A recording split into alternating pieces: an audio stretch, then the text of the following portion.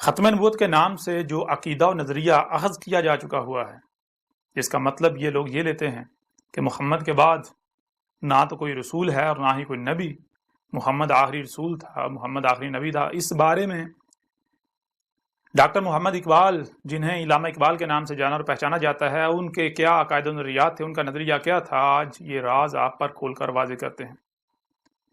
ایسا راز، ایسے حقائق کہ جنہیں آج آپ سن کر چونک جائیں گے۔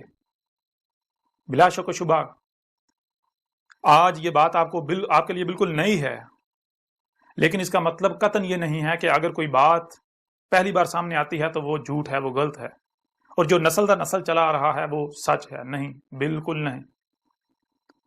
کسی بھی شے کے، کسی بھی بات کے حق ہونے کی بنیاد اس کے دلائل کو دیکھا جائے گا، اس میں غور و فکر کیا جائے گا، تحقیق کی جائے گی، اس کے بعد ہی آپ کسی نتیجے پر پہنچ سکتے ہیں۔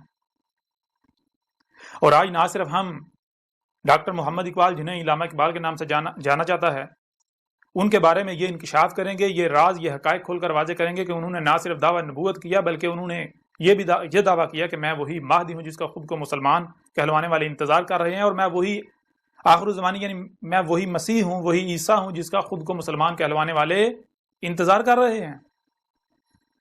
اور پھر آج تک اس بات کو کیوں چھپایا گیا؟ انتہائی اہم بات، انتہائی اہم راز، انتہائی اہم حقائق انہیں کیوں چھپایا جاتا رہا؟ آج تک کیوں چھپایا گیا؟ اور جن لوگوں نے چھپایا اس کی وجوہات کیا تھیں؟ اس کا جواب آپ کو خود کو مسلمان کہلوانے والوں کی ایک بہت بڑی علماء میں سے جو ایک شخصیت ہے، جس کا ایک بہت بڑا نام ہے، بہت بڑا مقام ہے، جن کی ماضی قریب میں وفات ہو چکی، انہی کی زبانی آپ کے سامنے رکھیں گے کہ انہوں نے اس بارے میں کیا انکشافات کیے، خود اپنی زبان سے کیا اقرار کیا، کیا انکشافات کیے، کیا تسلیم کیا، کہ کیا وجوہات ہیں اس کی کہ آج تک اقبال کے بارے میں یہ حقائق جو ہے وہ چھپا کر رکھے گئے۔ اور پوری دنیا کے ملاؤں کو میرا کھلا چیلنج ہے کہ وہ میری اس بات کو غلط ثابت کر کے دکھائیں، اور جان لیں غلط ثابت کرنا یہ نہیں ہوتا کہ آپ منہ سے صرف ہوا خارج کرتے رہیں، گالیاں دیں، بکواسات کریں۔ نہیں، دلائل سے میری بات کو رد کریں۔ حق جو ہوتا ہے، جو اہل حق ہوتے ہیں، وہ گالیاں نہیں دیتے، وہ الزامات نہیں لگاتے، وہ بہتانات نہیں باندھتے، وہ تہمتیں نہیں لگاتے، وہ منہ سے جاگ نہیں نکالتے، وہ کتوں کی طرح بھونکتے نہیں ہیں۔ آج سے 14 صدیہ قبل محمد نے بھی کہا تھا کہ مومن وہ ہے جو علم و حکمہ سے بات کرے۔ محمد نے کہا تھا کہ جب منافق سے بات کی جاتی ہے تو وہ دلائل سے بات کرنے کی بجائے گالیاں دیتا ہے، جھگڑا کرتا ہے، پھدکتا ہے، الزامات لگاتا ہے۔ کیوں؟ کیونکہ اس کے پاس دلائل نہیں ہوتے، باطل ہوتا ہے نا۔ تو آج جو راز، جو حقائق اقبال کے بارے میں آپ کے سامنے کھول کر واضح کیے جا رہے ہیں، یہ دنیا کے تمام ملاؤں کو چیلنج ہے، بالخصوص ان لوگوں کو، ان ملاؤں کو چیلنج ہے کہ جو ایک طرف اقبال کو ہیرو بنا کر پیش کرتے ہیں، دوسری طرف اس چیز کو چھپا دیتے ہیں، کہ وہ آ کر اس سوال کا جواب دیں کہ کیا انہیں اس بات کا علم نہیں تھا، اور اگر علم تھا تو انہوں نے پھر کیوں چھپایا؟ ایک طرف وہ اقبال کو ہیرو بنا کر پیش کرتے ہیں، اور دوسری طرف وہ کیا کرتے ہیں؟ دوسری طرف جو اتنے عظیم حقائق ہیں، اتنے بڑے حقائق ہیں، ان کو چھپا دیا گیا۔ کیوں؟ اس کی وجہ کا یہ نہیں ہے کہ ان لوگوں کی خواہشات جو ہیں ان کا کلا کما ہوتا تھا، ان لوگوں کا اپنا دجل چاک ہوتا تھا۔ بہرحال آتے ہیں اس واقعے کی طرف جس واقعے میں خود کو مسلمان کہلوانے والے جو ہیں، ان کے جو علماء ہیں، ان میں سے ایک بہت بڑی شخصیت جن کی ماضی قریب میں وفات ہو چکی ہے، انہوں نے اپنی زبان سے اس بارے میں کیا کہا۔ آج سے کچھ سال قبل میری ملاقات ایک ایسی شخصیت سے ہوئی جو خود کو مسلمان کہلوانے والوں کے علماء میں ایک بہت بڑا نام اور بہت بڑا مقام رکھتی ہے، جن کی ماضی قریب میں وفات ہو چکی۔ ان کا نام آگے چل کر واضح کیا جائے گا۔ جب میری ان سے ملاقات ہوئی تو میں نے ان سے سوال کیا، میں نے کہا کہ میں آپ سے ایک سوال کرنا چاہتا ہوں، اور میں اپنا سوال لے کر خصوصی طور پر آپ کے پاس اس لیے آیا ہوں کیونکہ مجھے امید ہے، نہ صرف امید ہے بلکہ مجھے یقین ہے کہ آپ ہی ہیں جو میرے سوال کا ٹھیک سے جواب دے سکتے ہیں، بہتر جواب دے سکتے ہیں۔ مجھے آپ کے علاوہ اپنے سوال کے جواب کی کسی سے امید نہیں ہے اس دور میں۔ تو ان کا ٹھیک ہے، آپ سوال کریں۔ تو میں نے ان سے سوال کیا کہ کیا آپ اقبال کو پسند کرتے ہیں؟ تو وہ آگے سے مسکرا پڑے، کہتے ہیں کہ آپ مجھے نہیں جانتے، میرے آپ نے بیانات نہیں سنے۔ تو میں نے کہا نہیں، ایسی بات نہیں ہے، میں اصل میں آپ کی زبان سے سننا چاہتا ہوں۔ اس وقت آپ کے سامنے موجود ہوں تو میں چاہتا ہوں کہ آپ میرے سامنے اس چیز کا جو ہے وہ اقرار کریں، اظہار کریں، مجھے جواب دیں۔ تو کہتے ہیں یہی آپ کا سوال تھا۔ میں نے کہا یہ سوال تو نہیں تھا نا، اگر یہ سوال ہو تو پھر اس کا مطلب میں تو بے وقوف ہوا۔ اس کا جواب تو آپ کی ویڈیوز سے مل سکتا ہے، آپ کے جو بیانات ہیں ان میں آپ نے جا جو ہے اقبال کو کوٹ کیا ہوا ہے، آپ کے اقبال کے بارے میں اپنے جو ہے وہ نظریات کا اظہار بھی کرتے رہتے ہیں۔ تو بہرحال انہوں نے کہا کہ آپ کا اصل سوال ہے اس کی طرف آئیں۔ تو میں نے کہا نہیں، یہ جو میں آپ سے سوال کر رہا ہوں اس کا اس کے ساتھ بہت گہرا تعلق ہے۔ جب تک آپ میرے اس سوال کا جواب نہیں دیں گے، اور یہ صرف میرا ایک سوال یہ نہیں ہے، جو اصل سوال ہے، جو سوال کا مرکز و محور ہے، وہاں تک جانے کے لیے جو چھوٹے موٹے کچھ 2-4 سوالات ہیں ان کے جوابات آپ کو دینے پڑیں گے۔ جب آپ ان سوالات کے جوابات دیں گے تو وہ سوال جو ہے میرے لیے آسان ہو جائے گا آپ سے کرنا، اور آپ کے لیے جواب دینا بھی بالکل آسان ہو جائے گا۔ تو انہوں نے کہا اس میں سوال کرنے والی کوئی بات نہیں، بلا شک و شبہ میں اقبال کو نہ صرف بہت پسند کرتا ہوں بلکہ میں اقبال کا بہت بڑا مداح ہوں، اور اقبال کو تو میں اپنے لیے ایک اپنا روحانی استاد مانتا ہوں۔ اقبال نے تو میری زندگی میں ایک انقلاب برپا کر دیا، اس طرح کی انہوں نے کافی باتیں کی، اقبال کی جو ہے وہ تعریفیں کی۔ میں نے کہا ٹھیک ہے، مجھے یہی امید سی آپ سے کہ آپ یہی جواب دیں گے۔ میں نے کہا آگے بڑھتے ہیں، اسی طرح کا ایک اور سوال ہے، اس کا بھی آپ جو ہے وہ جواب دے دیں تاکہ ہم اب جو اصل سوال کا مرکز و محور ہے اس کی طرف جائیں۔ کہتے ہیں ٹھیک ہے، آپ کریں سوال۔ تو میں نے سوال کیا کیا اقبال جو ہے اس کو خودی کا علم تھا؟ خودی کیا ہے؟ تو انہوں نے پھر اسی طرح کا جواب دیا، مسکرا دیا ہلکا سا، اور مجھے کہا کہ اگر آپ اقبال کے بارے میں جانتے ہیں تو ایسا تو ممکن ہی نہیں آپ یہ نہ جانتے ہوں کہ اقبال جو ہے اسے خودی کا علم نہیں تھا۔ میں نے کہا نہیں، اصل میں نے یہ سوال آپ سے اس لیے کیا ہے کیونکہ جو اصل سوال ہے، جو کہ محور ہے، مرکز ہے، وہ آسان ہو جائے گا، نہ صرف میرے لیے بلکہ آپ کے لیے بھی۔ میرے لیے سمجھنا آسان ہو جائے گا، آپ کے لیے سمجھانا آسان ہو جائے گا، کوئی کسی قسم کی جو ہے وہ پریشانی، کنفیوژن، کوئی الجھن نہیں رہے گی۔ تو انہوں نے پھر بہرحال اسی طرح انہوں نے جواب دیا، انہوں نے کہا کہ اقبال جو ہے نہ صرف جو ہے وہ انہیں خودی کا علم تھا بلکہ وہ اقبال پر خود ہی جو ہے وہ ظاہر ہو چکی ہوئی تھی، بیدار ہو چکی ہوئی تھی۔ تو انہوں نے کہا کہ جس نے بھی اقبال کا نام سنا ہے ایسا ممکن ہی نہیں کہ وہ اس بارے میں نہ جانتا ہو کہ اقبال کو نہ صرف خودی کا علم تھا بلکہ اقبال پر اس کی خود ہی بیدار ہو چکی ہوئی تھی۔ اور پھر انہوں نے کہا کہ اقبال سے پہلے تو برصغیر پاک و ہند میں خودی کا جو تصور ہے یہ تو بالکل ناپید ہو چکا ہوا تھا۔ یہ اقبال تھا جس نے کئی صدیوں بعد آ کر برصغیر کے اندر یہ جو خودی ہے اسے بیدار کیا ہے، خودی کا تصور جو ہے یہ لوگوں کو دیا ہے، ان پر واضح کیا۔ جو صدیوں سے جو تصور جو ہے وہ ناپید ہو چکا ہوا تھا، یہ اقبال تھا جس نے صدیوں بعد برصغیر میں اس تصور کو عام کیا۔ اقبال کی وجہ سے لوگوں کو خودی سے شناسائی ہوئی۔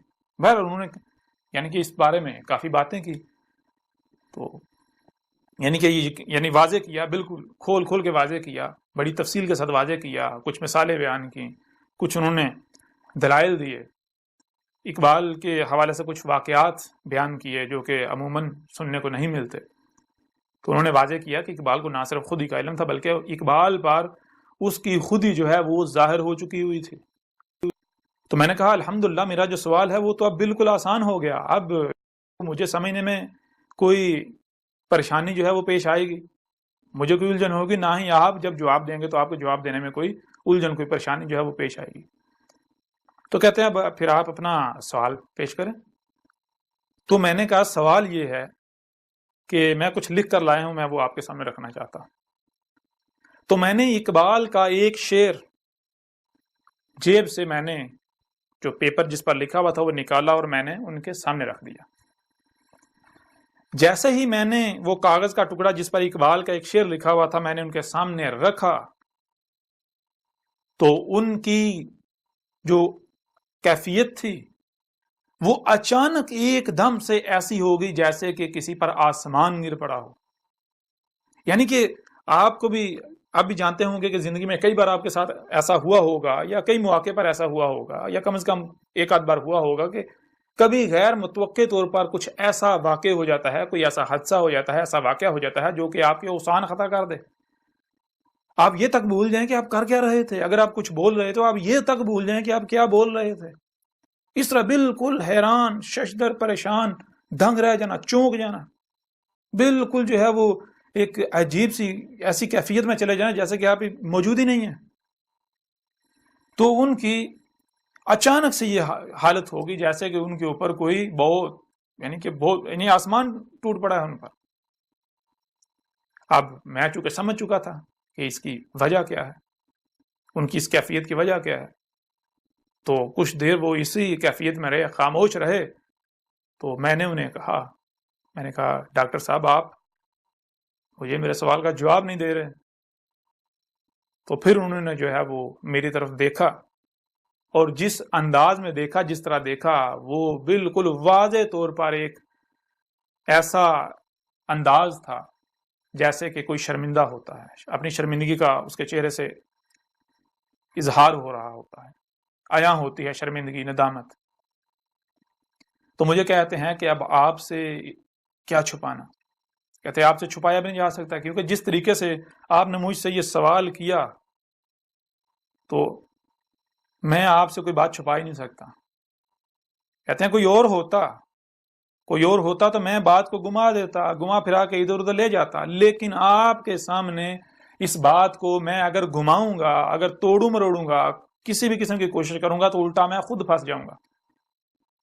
کیونکہ آپ کا معاملہ باقی عوام کی طرح نہیں ہے. باقی عوام کا معاملہ بالکل اور ہے، ان کو جو کہو وہ مان لیتے ہیں، وہ زیادہ بحث نہیں کرتے.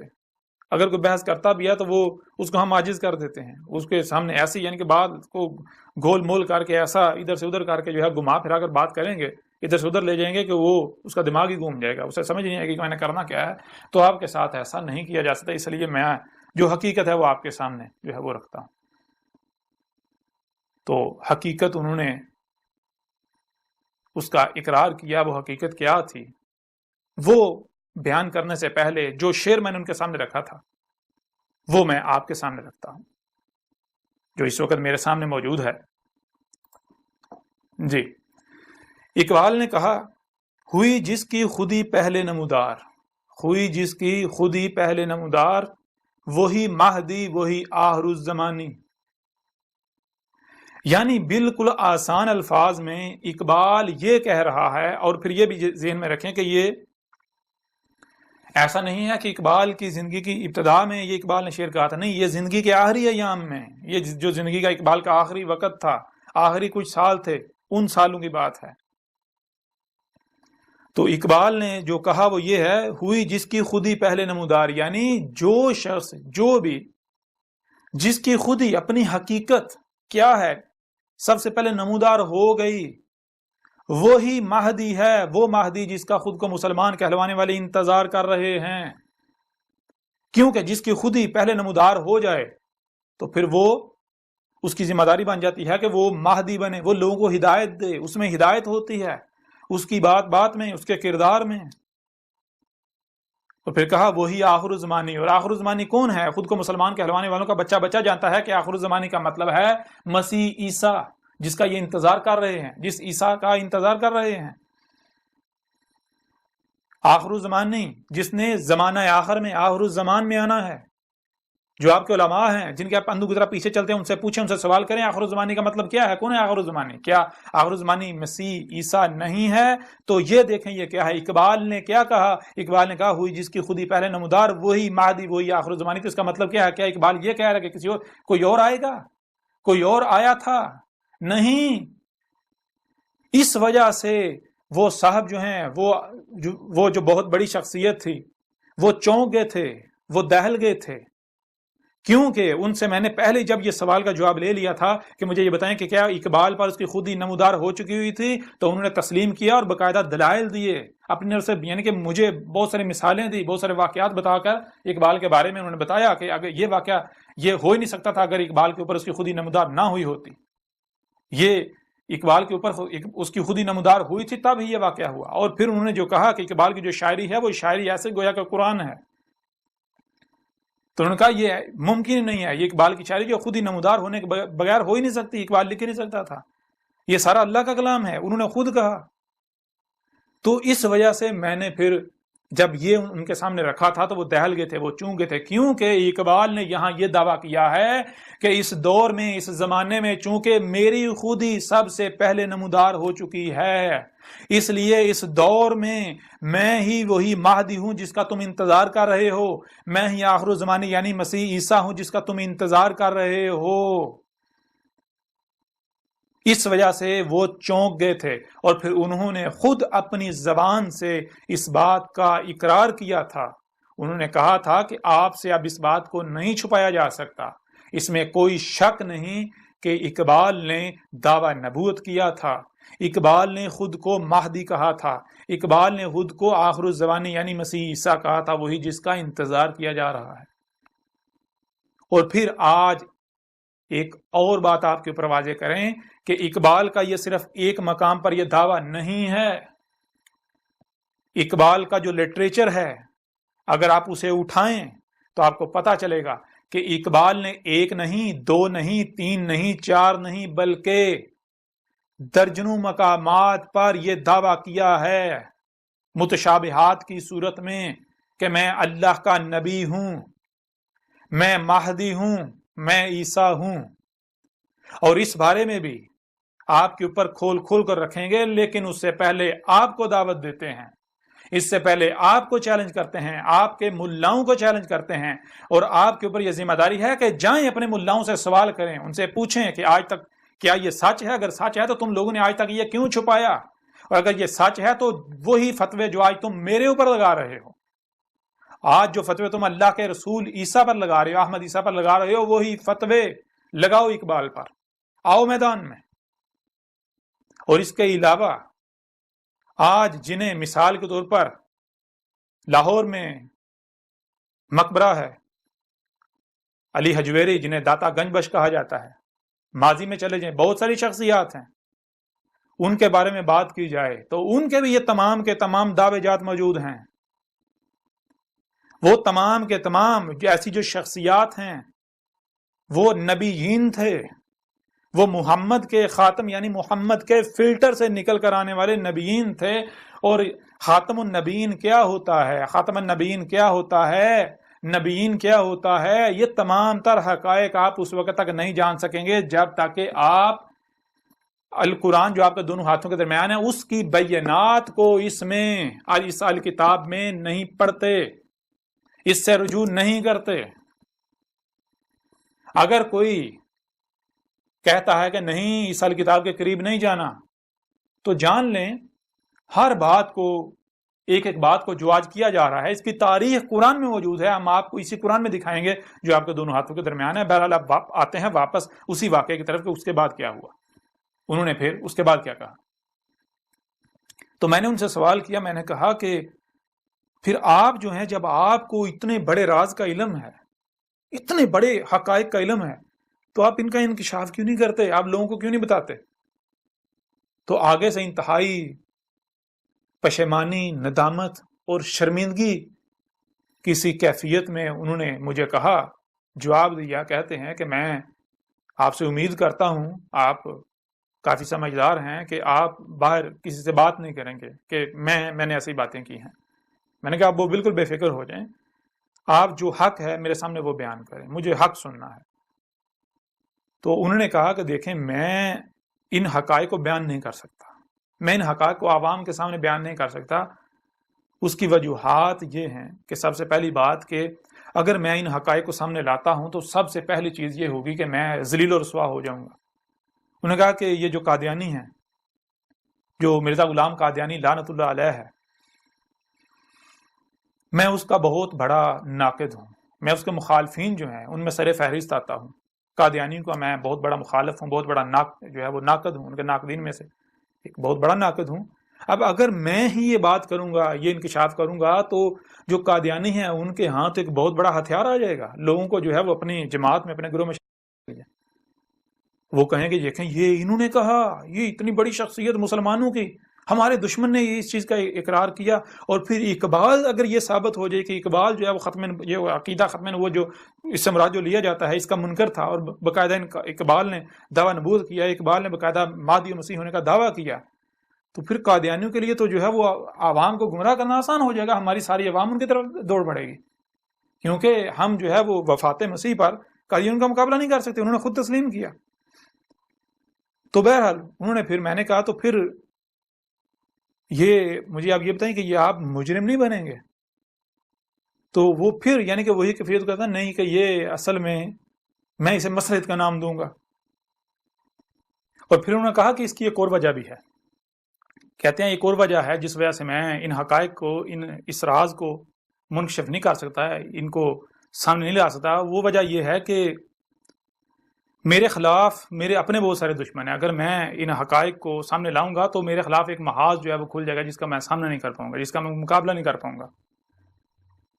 میں کہا میں اصل میں جس گھرانے سے تعلق رکھتا ہوں میں کوئی روایتی مولوی نہیں ہوں، روایتی جو مدرسوں سے پڑھ لکھ کر آتے ہیں، مدرسوں کے فارغ التحصیل ہوتے ہیں، میں ان میں سے نہیں ہوں، میں تو ایک لبرل گھرانے سے تعلق رکھتا تھا، میں ایک میڈیکل اسٹوڈنٹ تھا، ڈاکٹر بنا، تو پھر اس کے بعد جو ہے میں نے میرا یعنی کہ وہ جو ہے وہ رخ اس طرف ہو گیا، دین کی طرف، مذہب کی طرف، تو اس طرف رخ میرا ہونا تھا کہ میں نے جو ہے وہ اسی میں یعنی کہ گم گیا، اسی میں نے جو ہے وہ اپنی ساری کوشش شروع کر دی۔ تو انہوں نے کہا کہ یہ جو روایتی علماء ہیں، یہ جو یعنی کہ مدرسوں سے فارغ التحصیل ہوتے ہیں، جو یہ سلسلہ چل رہا ہے روایتی علماء کا، تو میں ان کے ہاں جو ہے وہ نہ تو قابل قبول ہوں، نہ ہی میں پسند کیا جاتا ہوں، اور اسی وجہ سے انہوں نے کہا کہ میرے جو فالورز ہیں، میرے جو سننے والے ہیں، مجھے جو ماننے والے ہیں، ان کی جو اکثریت آپ کو وہی ملے گی جو پڑھے لکھے لوگ ہیں، پڑھا لکھا جو ہے وہ طبقہ ہے، جو یعنی کہ مذہبی طبقہ آپ کو کم ملے گا۔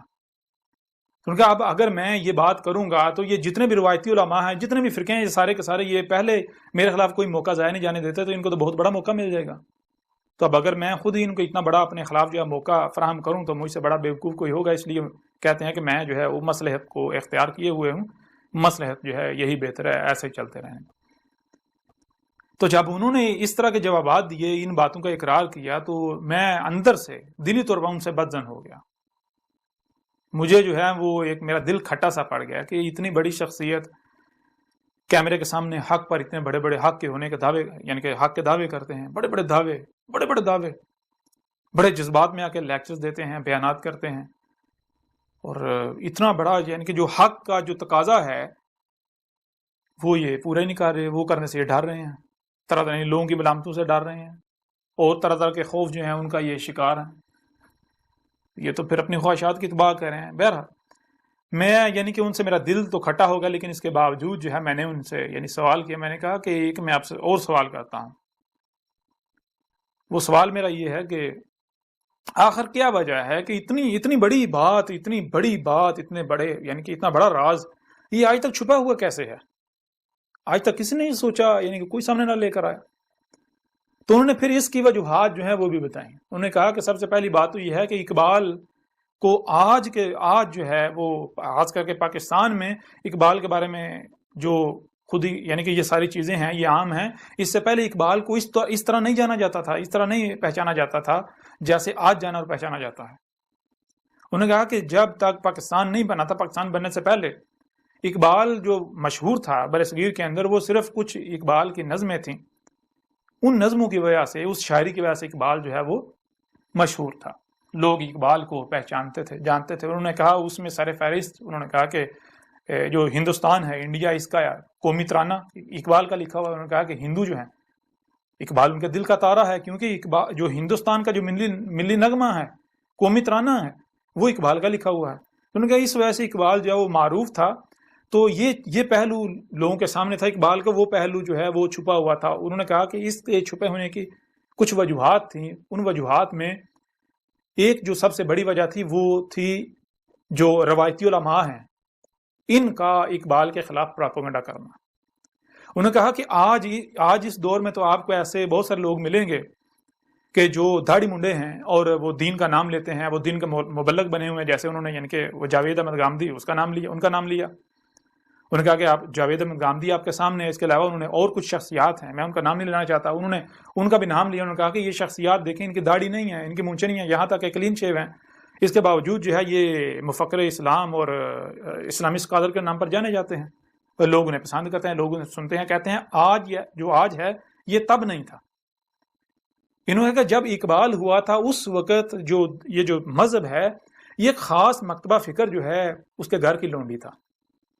انہیں کہا مذہب کے ٹھیکیدار وہی تھے جو نسل در نسل یہ روایتی علماء جو ہے وہ چلے آ رہے تھے، اور اس کے لیے داڑھی لازم تھی۔ داڑھی، انہوں نے کہا کہ آج جو ہے وہ اسلام میں داڑھی تلاش کی جاتی ہے، تب داڑھی میں اسلام تلاش کیا جاتا تھا، تب جو ہے وہ داڑھی کے اوپر سب سے زیادہ زور۔ اگر کوئی داڑھی منڈا، انہوں نے کہا کہ اگر کوئی داڑھی منڈا مذہب پر بات کرتا تھا تو لوگ اس کو حقارت کی نگاہ سے دیکھتے تھے، لوگ اسے یہود و حنود کا ایجنٹ جو ہے وہ تسلیم، یعنی کہ وہ ماننا شروع ہو جاتے تھے، اس کے بارے میں کہنا شروع ہو جاتا کہ یہ داڑھی منڈا انگریزوں کا ایجنٹ، یہود و حنود کا دشمن، یہ ہمیں دین سکھائے گا، پہلے اپنا خلیہ دین کے مطابق کر لے، مذہب کے مطابق کر لے۔ تو انہوں نے کہا کہ یہ وہ وجہ تھی جس وجہ سے اس دور میں جس شخصیت نے بھی مذہب کے نام پر کوئی بات کرنا ہوتی تھی، کوئی یعنی کہ مذہبی رہنمائی کرنے کا کوئی سوچتا تھا تو اس کو داڑھی رکھنا پڑتی تھی۔ انہوں نے مثالیں دی، انہوں نے کہا کہ آپ کے سامنے مثال ہے ابوالکلام آزاد جو تھے، وہ بہت بڑے لبرل شخصیت تھی، وہ بہت بڑی لبرل شخصیت، وہ روایتی علماء ہیں ان میں سے نہیں تھے، ایک بہت بڑی لبرل شخصیت تھے، اس کے باوجود جب وہ اس فیلڈ میں آئے تو ان کو داڑھی رکھنا پڑ گئی، انہوں نے داڑھی رکھی۔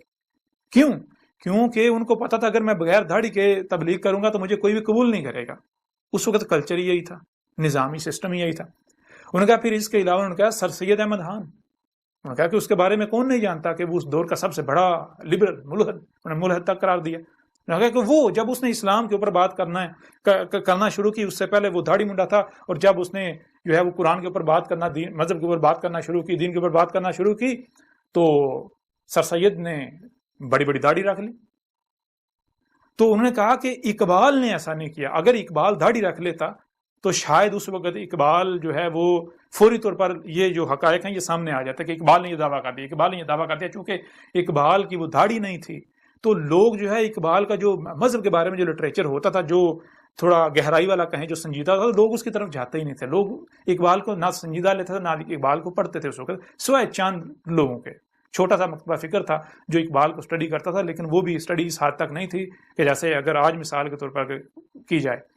تو انہوں نے کہا کہ یہ وہ وجہ تھی کہ اقبال جو ہے اس وقت جو اس نے جب مذہب پر بات کرنا شروع کی، تو فلسفے کی بات کرنا شروع کی، تو جو اس وقت کے روایتی علماء تھے وہ اقبال کے خلاف ہو گئے، وہ اقبال کی داڑھی بھی نہیں تھی، جس وجہ سے اقبال جو ہے وہ لوگوں کی توجہ کا مرکز بنا ہی نہیں۔ اقبال کو اگر اس وقت جانا پہچانا گیا، اقبال معروف ہوا، تو وہ کچھ اور وجوہات تھیں، کچھ اقبال کی نظمیں تھیں، کچھ ترانے تھے، ان وجوہات کی بنا پر اقبال جو ہے وہ معروف ہو گیا۔ لیکن انہوں نے کہا کہ جب پاکستان بنا، پاکستان بننے کے بعد حالات مختلف ہو گئے۔ انہوں نے کہا کہ پاکستان بننے سے پہلے تک اقبال، یہ جو حقائق تھے اقبال کے بارے میں، اقبال نے دعویٰ نبوت کیا تھا، دعویٰ مہدی و مسیحیت کا جو دعویٰ کیا تھا، یہ پہلے تو اس وجہ سے چھپا رہا، لوگوں کی نظر میں نہیں آیا، اور جب پاکستان بنا تو پاکستان بننے کے بعد چونکہ اقبال ایک ہیرو کے طور پر جانا جاتا تھا، اقبال کو پاکستان کا جو یہ لٹریچر ہے اس میں داخل کر دیا جائے گا، اسکولوں کا لٹریچر جو ہے اس میں اقبال کو ڈال دیا گیا۔ اب جب اقبال کو اسکولوں کے لٹریچر میں ڈال دیا گیا تو اس کے بعد ہوا یہ کہ اب ایک نسل ہے جو بچپن سے ہی اقبال اقبال اقبال اقبال کا نام سنتی اور پڑھتی چلی آ رہی ہے، وہ نسل جب پروان چڑھی تو پوری نسل کے لیے اقبال ایک ہیرو بن گیا۔ لیکن وہ ہیرو اسی حد تک تھا جو انہوں نے اقبال کے بارے میں پڑھا سنا۔ اب اقبال کے بارے میں کیا پڑھا سنا وہ آپ جانتے ہیں، اقبال کے وہ جو شروع کی شاعری ہے، کچھ نظمیں ہیں، تو ان کی وجہ سے جو ہے وہ اقبال کو جانا اور پہچانا جاتا رہا۔ اب اس وجہ سے اقبال ہیرو تو بن گیا، لیکن کچھ لوگ ایسے تھے جب انہوں نے دیکھا کہ اقبال نے ایسی ایسی باتیں کی، یعنی یہ انہوں نے اقبال کی نظموں سے متاثر ہوئے، اقبال کی شاعری سے متاثر ہوئے، تو انہوں نے اقبال کو اسٹڈی کرنے کی، اقبال کا مطالعہ کرنے کی جب ٹھانی، دیکھا اقبال کا لٹریچر دیکھا، تو وہ تو دانگ رہ گئے، اقبال نے جو ہے وہ یہ دعویٰ کیا ہوا ہے۔ اب انہوں نے کہا کہ یہاں پر دو طرح کی شخصیات تھیں، ایک وہ شخصیات تھی جو پڑھے لکھے لوگ ہوتے ہیں، سنجیدہ طبقہ، تو انہوں نے جب اس چیز کو دیکھا تو انہوں نے یا تو اسے نظر انداز کر دیا، یا پھر وہ اس وجہ سے خاموش رہے کیونکہ ان کی یہ فیلڈ ہی نہیں تھی، تو اس وجہ سے لوگوں کے سامنے ان کی طرف سے بات نہیں آئی۔ اور دوسری طرف انہوں نے کہا کہ جو مذہبی طبقہ تھا، انہوں نے کہا جو خود کو علماء کہلواتے ہیں، جو اقبال سے متاثر تھے، انہیں پھر اپنی مثال دی، انہوں نے کہا جیسا کہ انہوں نے کہا جب میں نے اقبال کو اسٹڈی کیا، اقبال کا مطالعہ کیا بڑی گہرائی سے، اقبال پر تحقیق کی، تو یہ حقائق میرے سامنے آئے تھے، یہ سارے حقائق میرے سامنے آئے، لیکن میں نے سوچا بھی میں ان کو سامنے لاؤں، لیکن ان کو سامنے لانا یہ میرے بس کا کام نہیں تھا، کیونکہ اگر میں سامنے لاتا تو ایک طوفان برپا ہو جاتا۔ انہوں نے کہا پھر جو مذہبی شخصیات تھیں انہوں نے دو وجوہات کی بنا پر ان حقائق کو چھپا دیا۔ ایک وجہ ہے یہ جو ملامتیں ہیں، دشمنی ہیں، یہ وجہ ہے۔ دوسری وجہ جو ہے یعنی کہ وہ جو بھی ان حقائق کا انکشاف کرے گا وہ متنازع ہو جائے گا معاشرے کے اندر۔ اور دوسری وجہ یہ ہے کہ ایک طرف تو اقبال کو ہیرو بنا کر پیش کیا جا رہا ہے، باقاعدہ جو ہے اسکولوں کے لٹریچر میں ڈالا گیا ہوا ہے، اور دوسری طرف اگر اقبال کے بارے میں یہ انکشاف کیا جائے تو یہ تو طوفان کھڑا ہو جائے گا کہ بھئی ایک طرف ختم نبوت کے نام پر جو قاعدہ نظریات پائے جاتے ہیں اس پر مرنے مارنے کو تیار ہو جاتے ہیں، لوگوں کی گردنیں اتارنے کو تیار ہو جاتے ہیں، اور اب تو قانون بھی جو ہے وہ کب کا ضیاء الحق کے دور کا جو ہے پاس ہو چکا ہوا ہے، بعد میں مزید اس میں شکیں ڈال دی گئیں۔ تو اب یعنی کہ تو اس وجہ سے ایک طرف یہ سب کیا جاتا ہے اور دوسری طرف جو ہے وہ اقبال کے بارے میں اتنے بڑے حقائق چھپا دیے جاتے ہیں۔ اب یہ اقبال یعنی کہ یہ حقائق اگر سامنے لائے جائیں تو کیا ہوگا، نتیجہ آپ کے سامنے ہے، یعنی کہ پھر یہ منافقت اختیار کی گئی۔ یعنی کہ اگر ہم ان حقائق کو سامنے لائیں تو وہ جو اقبال کو آج تک ہیرو بنا کر پیش کیا جاتا رہا، پھر وہ سوال اٹھے گا کہ یہ کیوں، ایسا کیوں؟ اور پھر اب جب اقبال کو ہم نے لوگوں کے دلوں میں ڈال دیا ہوا ہے بچپن سے، اب اگر اقبال کے بارے میں ایسی بات کی جائے گی تو جو کرے گا لوگ اس کے خلاف اکٹھے ہو جائیں گے، کھڑے ہو جائیں گے۔ تو اس وجہ کا یہ کچھ وجوہات تھی جن وجوہات کی بنا پر یہ راز، یہ حقائق آج تک چھپے رہے۔ اور پھر آخر میں نے یعنی کہ کچھ یعنی ہنسی مذاق میں ان سے ایک بات کی، میں نے کہا کہ میں نے تو یہ بھی سنا ہے کہ اقبال جو ہے وہ میں خانے یعنی پب میں شراب خانے جاتا تھا، اقبال شرابی تھا، شراب پیتا تھا اور لوگوں کو بھی پلاتا تھا، وہ جام بھر بھر کے لوگوں کو پلاتا تھا۔ اقبال شراب خانے میں کام کرتا رہا، خود بھی پیتا، لوگوں کو بھی پلاتا رہا، میں نے یہ سنا ہے۔ اور میں نے پھر ساتھ ہی ہنستے ہنستے یعنی کہ وہ مذاق کی طرز پائے میں نے یہ بھی کہا، میں نے کہا ہاں اقبال کے لیے نارمل ہے، یہ کون سی بڑی بات ہے، اقبال چونکہ یورپ میں رہا ہے تو یورپ میں تو یہ چیز عام ہے، ہو سکتا ہے۔ تو انہوں نے آگے سے کہا کہ اب آپ مذاق کرتے ہیں، آپ کو پتہ ہے کہ جو جس بارے میں آپ بات کر رہے ہیں یہ حقیقت یہ نہیں ہے، حقیقت کچھ اور ہے۔ تو میں نے پھر انہوں نے کہا کیا میں صحیح سمجھ رہا ہوں؟ تو انہوں نے کہا کہ بالکل، آپ بالکل صحیح سمجھ رہے ہیں۔ اب یہ کس بارے میں تھا کہ میں صحیح سمجھ رہا ہوں؟ اور انہوں نے کہا کہ ہاں آپ صحیح سمجھ رہے ہیں، وہ تھا اقبال یعنی کہ وہی دوسرے مقام پر اقبال کا دعویٰ نبوت اور مقامات پر۔ جیسے مثال کے طور پر میں آپ کے سامنے رکھتا ہوں کہ اقبال نے کہا لا پھر اقبال وہی بادہ و جام ایسا کی، ہاتھ آ جائے مجھے میرا مقام ایسا کی، 300 سال سے ہیں ہند کے میخانے بند، اب مناسب ہے تیرا فیض ہو عام ایسا کی، میری منائے غزل میں تھی ذرا سی باقی، شیخ کہتا ہے کہ ہے یہ حرام، ہے یہ بھی حرام ایسا کی، شعر مردوں سے ہوا بیشائے تحقیق تہی، رہ گئے صوفی و ملا کے غلام ایسا کی، عشق کی تیغ جگردار اڑا لی کس نے، علم کے ہاتھ میں خالی ہے نیام ایسا کی، سینہ روشن ہو تو ہے سوز سخن عین حیات، ہو نہ روشن تو سخن مرگ دوام ایسا کی، تو میری رات کو مہتاب سے محروم نہ رکھ، تیرے پیمانے میں ہے ماہ تمام ایسا کی۔ یہ وہ نظم ہے، نظم تو نہیں کہیں گے، یہ وہ کلام ہے اقبال کا کہ جس کی بنیاد پر میں نے اس وقت طنزیہ یعنی کہ مذاق کی صورت میں نے کہا کہ اقبال جو ہے وہ ساقی تھا، وہ میخانے جاتا تھا، وہ شرابی تھا۔ تو انہوں نے آگے سے کہا کہ آپ کو پتہ ہے کہ یہ حقیقت نہیں ہے، حقیقت وہی ہے جو آپ سمجھ رہے ہیں۔ تو میں نے کہا کہ میں جو سمجھ رہا ہوں کیا وہ حق ہے، وہ صحیح ہے؟ انہوں نے کہا بالکل وہ حق ہے۔ تو میں نے کہا میں پھر بھی آپ کو ایک بار بتا دیتا ہوں کہ میں کیا سمجھ رہا ہوں۔ تو پھر میں نے انہیں بتایا، میں نے کہا کہ ساقی کسے کہتے ہیں؟ ساقی کہتے ہیں جام بانٹنے والے کو، پلانے والے کو۔ اور کون سا جام؟ حق کا جام۔ تو میں نے کہا میرے نزدیک جو میں نے یعنی کہ جو مجھے علم ہے، ساقی نبی کو کہتے ہیں جو حق کا جام پلانے آتا ہے، بانٹنے آتا ہے۔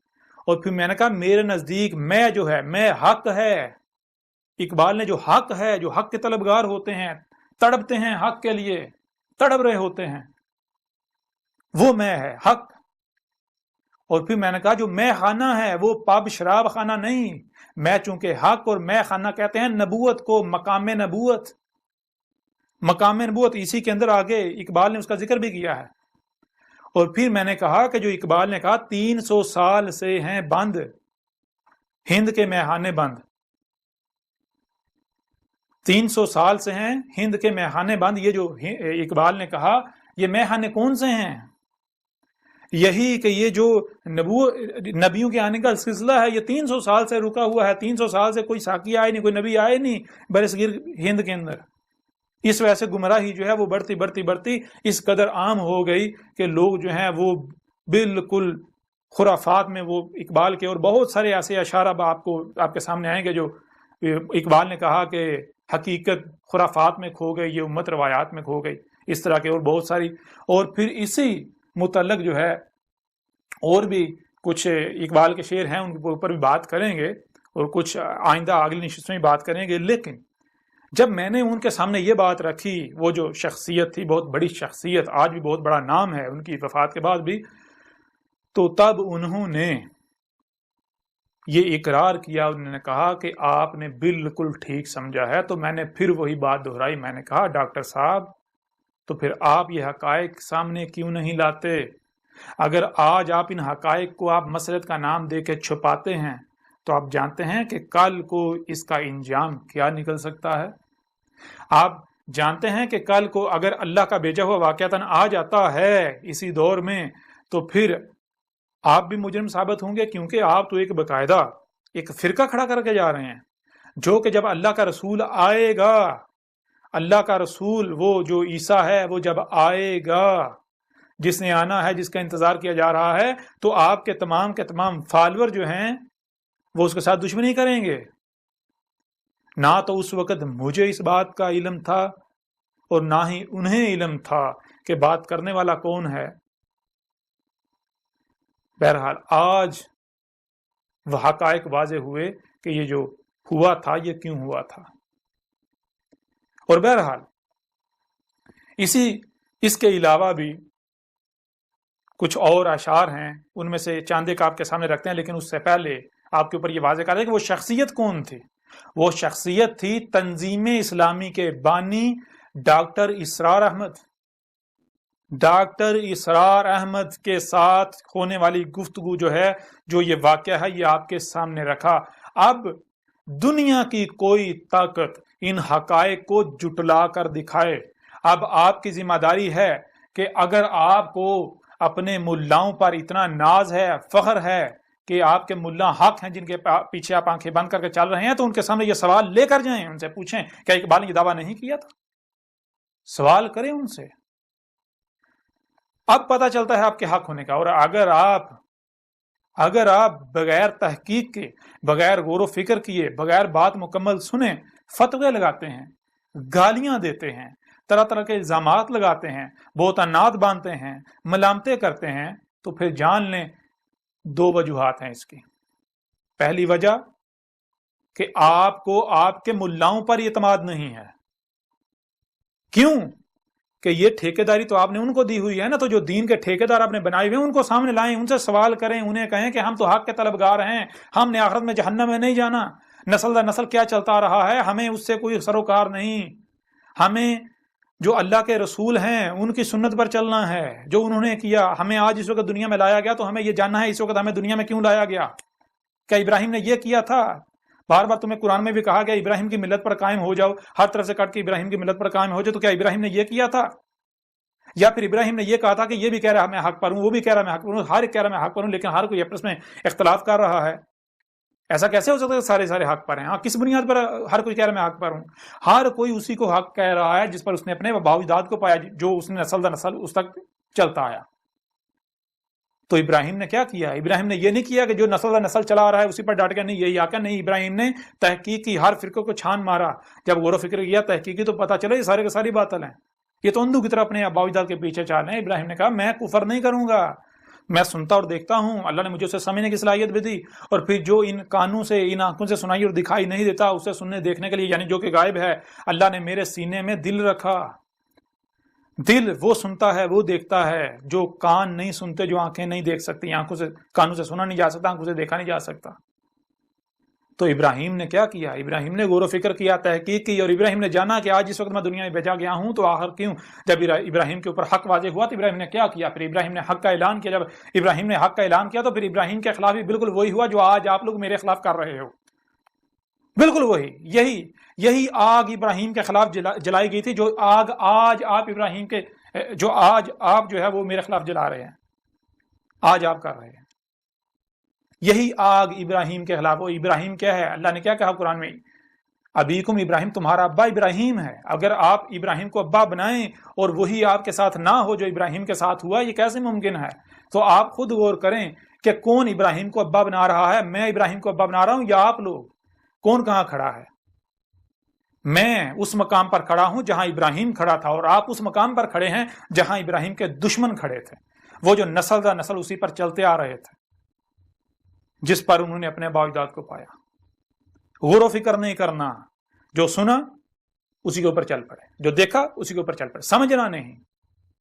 وہ عقل کے اندو، اگر جو سنائی اور دکھائی دے رہا اسے سمجھنا نہیں تو تمہیں یہ دماغ کیوں دیا، یہ کھوپڑ کیوں دیا؟ بہرحال واپس آئیں تو اقبال نے مثال کے طور پر دیکھیں، ایک اور مقام پر اقبال کا کہنا ہے، اقبال نے کہا مینارہ دل پہ اپنے خدا کا نزول دیکھ، اب انتظار مہدی و عیسیٰ بھی چھوڑ دے۔ تو جب اقبال کے اوپر یہ حقائق واضح ہوئے تھے تو اقبال نے یہ کہا، اقبال نے کہا کہ مینارہ دل پہ اپنے خدا کا نزول دیکھ۔ اقبال نے کہا میرے دل پہ اب میری خودی میرے اوپر نمودار ہو گئی، تو میرے دل پر، میرے دل کے مینارے پر میرا خدا اتر رہا ہے۔ اب یہ جو اقبال نے کہا جو میں بول رہا ہوں یہ میرا خدا بول رہا ہے، میری خودی بول رہی ہے۔ خودی کیا ہے؟ وہ سورہ الحشر کی آیت نمبر 19 میں وَلَا تَكُونُوا كَالَّذِينَ نَسُوا اللَّهَ فَأَنسَاهُمْ أَنفُسَهُمْ، اس کے اوپر بھی بات کریں گے، بڑی ڈیٹیل کے ساتھ، تفصیل کے ساتھ بات کریں گے اس میں کیا کہا گیا اور جو فراڈ کیا گیا وہ بھی آپ کے سامنے رکھیں گے۔ بہرحال یہ جو بھی باتیں کیجیے سب کے سب حقائق آپ کو اس الکتاب میں، اس میں بینات ہیں، آیات بینات، آیات القرآن میں ہیں، وہ جو آپ کے دونوں ہاتھوں کے درمیان ہے اس کی بینات اس میں ہیں، یہ دیکھ لیں۔ یہ 3 حصوں پر مشتمل الکتاب اور آن لائن 7 حصوں پر مشتمل، جس کا لنک آپ ویڈیو ڈسکرپشن وغیرہ میں لے سکتے ہیں، ہمارے مختلف جو یعنی کہ مختلف جگہوں سے آپ کو مل جائے گا۔ تو یہ ہے، اقبال کہہ رہا ہے مینارہ دل پہ اپنے خدا کا نزول دیکھا، اب انتظار مہدی و عیسیٰ بھی چھوڑ دے۔ اب اقبال کیا کہہ رہا ہے؟ اقبال تو تمہارے مہدی و عیسیٰ کا کفر کر رہا ہے، وہ کہہ رہا ہے اب کسی مہدی و عیسیٰ نہیں ہے نا اسے۔ اقبال نے کہا اب اس دور کا میں ہی مہدی ہوں، اس دور کا میں ہی عیسیٰ ہوں، یہ اقبال دعویٰ کر رہا ہے۔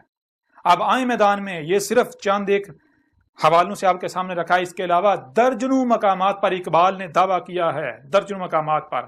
اگر کسی میں ہمت ہے تو وہ انہی کو غلط ثابت کر دے، پتہ چل جائے گا۔ اس کے علاوہ اقبال نے جو آپ کی جو روایات جن کو آپ حدیث کا نام دیتے ہیں ان کے بارے میں جو کچھ کہا، یہ جو آج جو کچھ ملا ہیں، اقبال نے اپنی جو پہلی زندگی میں کہا اس کو چھوڑ دیں۔ پہلے اقبال نے خود کلیم کیا، خود اقبال نے اقرار کیا کہ پہلے تو میں صوفی و ملا کا غلام تھا، میں گمراہ تھا، پہلے میں صوفی و ملا کی گن گاتا تھا، میں ان کے پیچھے چل رہا تھا، لیکن جب میرے اوپر میری خود ہی نمودار ہوئی تو مجھے پتا چلا کہ یہ صوفی و ملا جو ہیں، یہ جتنے ملاٹے ہیں، یہ اللہ کے کتنے بڑے دشمن ہیں۔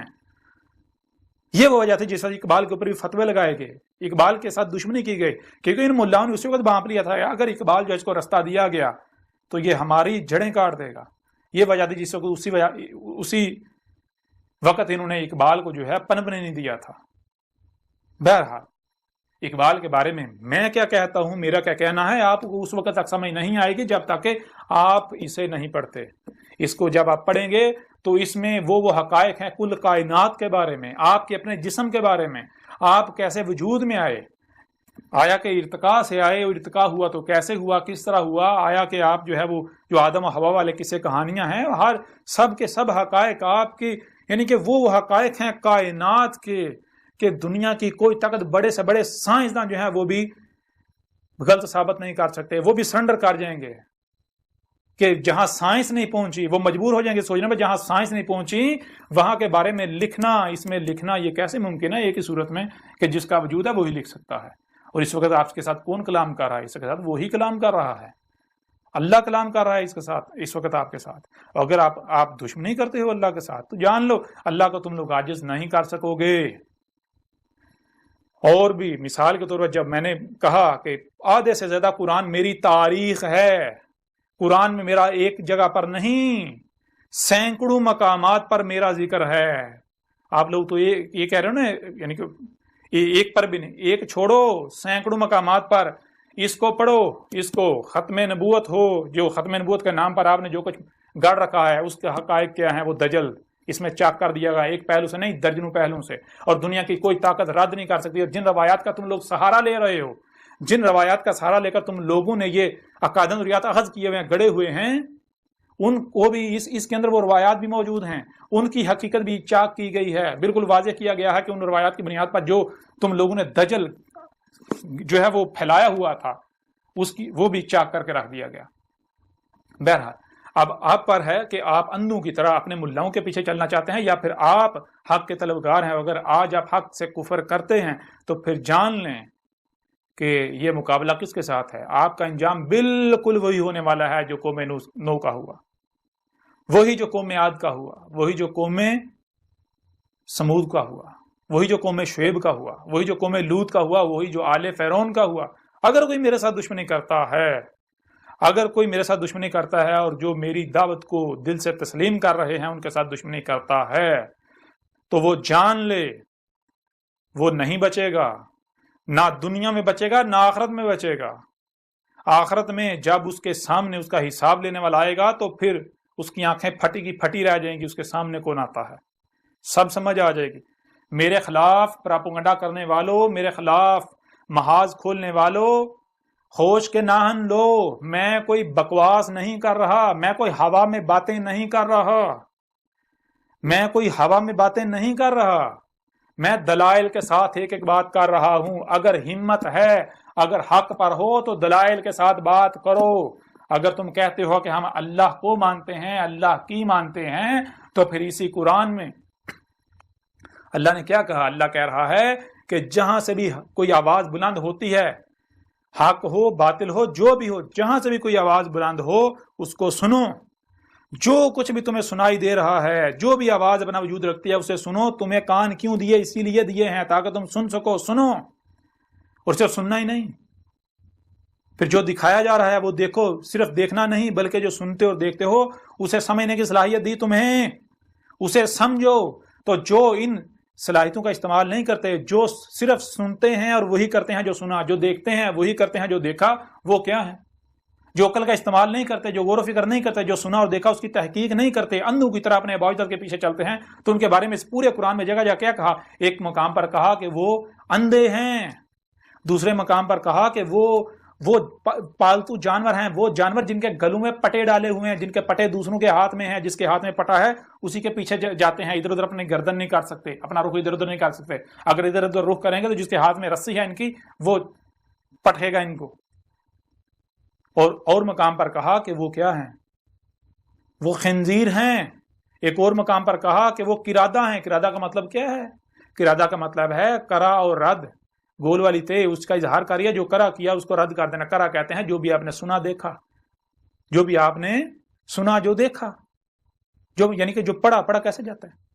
تو یہ جو بھی آپ کے سامنے آیا تو اس کو رد کر دینا، اسی کو پھیر دینا، وہی کر دینا بغیر سمجھے۔ یہ خصلت کس میں پائی جاتی ہے؟ یہ خصلت بندر میں پائی جاتی ہے۔ بندر جو دیکھتا ہے وہی ریپیٹ کرتا ہے، وہ سمجھتا نہیں ہے۔ وہ عقل کے اندر تمہیں کیا صرف سننے اور دیکھنے کی صلاحیت دی گئی یا پھر سمجھنے کی بھی صلاحیت دی گئی جو سنتے اور دیکھتے ہو؟ تو اگر تم جو سنتے اور دیکھتے ہو بغیر سمجھے اس کے اوپر عمل کرتے ہو، بغیر سمجھے اس کے پیچھے چلتے ہو، تو تم پھر کیا قرادہ نہیں ہو؟ جو سنا جو دیکھا بغیر سمجھے اسی کو پھیر رہے ہو، وہی کر رہے ہو۔ پھر اور مقام پر کیا کہا گیا کہ یہ الاموات ہیں، یہ تو زندہ ہی نہیں ہے، ان کا زندہ یعنی کہ زندہ ہونا نہ ہونا ایک برابر ہے، یہ الاموات ہیں. یہ ایسے ہی جیسے ایک شے ہے تو صحیح، لیکن اس کے وجود کا کوئی فائدہ نہیں ہے، کوئی مقصد نہیں، بے مقصد بیکار ہے، اس کا نہ ہونا ہی یعنی کوئی ایسے جیسے ہے ہی نہیں، اس کا ہونا نہ ہونا ایک برابر ہے.